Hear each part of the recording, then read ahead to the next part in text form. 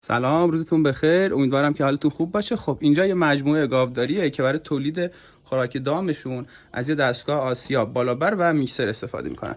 خب برای دستگاه میکسر و بالابر برای حفاظت موتورشون از دوتا بیمتال استفاده شده، ولی متاسفانه برای دستگاه آسیاب که یه موتور 11 کیلووات داره و خیلی هم حساسه از هیچ قطعه حفاظتی استفاده نشده.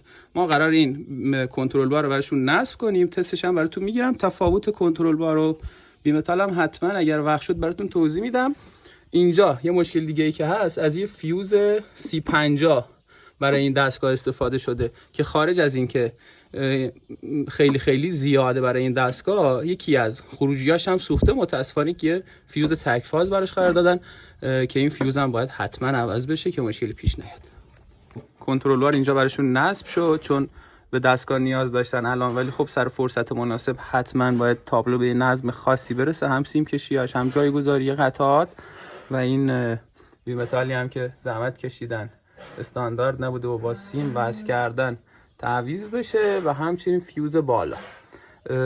الان تست خود کنترل بار هم براتون میگیرم. تو پست بعدی هم تفاوت کنترل بار بیمتال و کلید حرارتی هم براتون میذارم.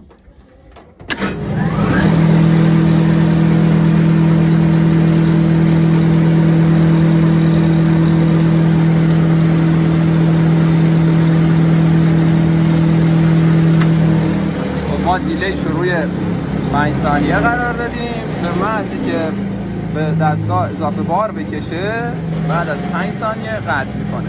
حالا ما میتونیم کمترش هم بکنیم.